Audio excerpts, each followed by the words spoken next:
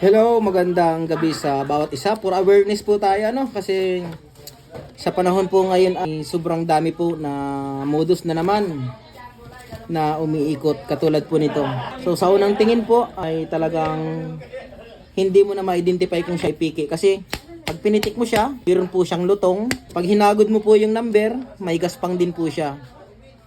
Yan, meron din po siyang gaspang. Yan po kasi yung mga primary na tinginan ngayon ng mga totoong pera. Pag pinitik mo, mukhang totoo po siya. Pag hinagod mo, meron po. Kaya ang problema lang nito, ito po piki. So isa po sa, kasi ito, pag hinagod mo to, hagod mo na rin yung number niya. So ang kaibahan lang po, ito meron din po siyang kunting reflection, pero piki po to. Yung dulas niya, nakuha niya rin po yung texture ng dulas ng 1,000 peso bill, 1,000 peso bill. At yung reflection po, ay may reflection na rin po siya. Ang kaibahan lang po niya na makikita nyo talaga, kapag tinapat nyo siya sa ilaw, pag tinapat nyo ito sa ilaw, yung anino niya, hindi po siya ganun ka-accurate yung anino niya dito. So ayan po, pa-ispat nga bro.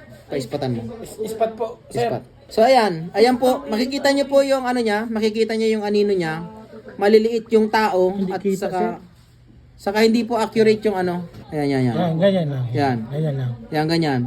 Yung pong anino niya, hindi po accurate yung tao. Unlike po dito sa totoong 1,000, accurate po yung ano niya, yung anino niya at saka yung pong 1,000 dito sa tabi, kitang-kita po yung reflection, yung reflector. Unlike po dito, Iba maliit ang tao. maliit po yung tao at saka po yung 1,000 dito na tatak, ano po siya, hindi po siya ganun ka ganda. Yun po ang unang, yung pantitingnan nyo, talagang sisilawin nyo po talaga yung pera. Okay na? Kaya, kapag hinagod nyo po kasi yung piki na ngayon na lumalabas, lalo kapag madami na siyang kasama, hindi nyo na siya makahalata sa unang hagod. Kasi kapag hinagod mo yan, masasalat nyo po siya. Magaspang po talaga siya, magaspang. Oo, magaspang siya at saka meron siyang konti dito, pero ito rin po isang tinginan niyan kasi hindi rin accurate yung reflector na dito. Unlike po dito sa original, yan. Yan. So ingat po tayo mga ka-farmers, mga ka-fisher, po. So ingat po tayo.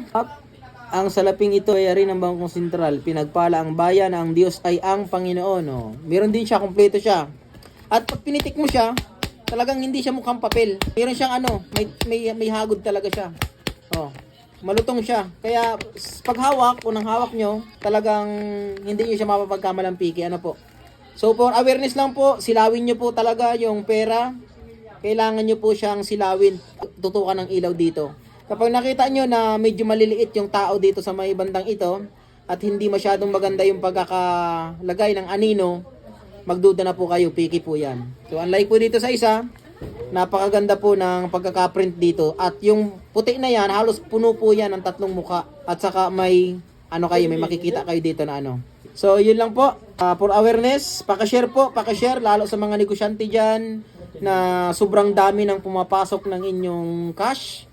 Pakicheck po ng mga pera na pumapasok kasi unidentify na po ang mga lumalabas na peking pera ngayon. Nag-upgrade na rin po sila, Upgraded na rin po yung mga peking pera natin ngayon. Upgraded na po siya. So, tandaan po natin, maging veterano tayo sa pagkakakilatis natin sa original.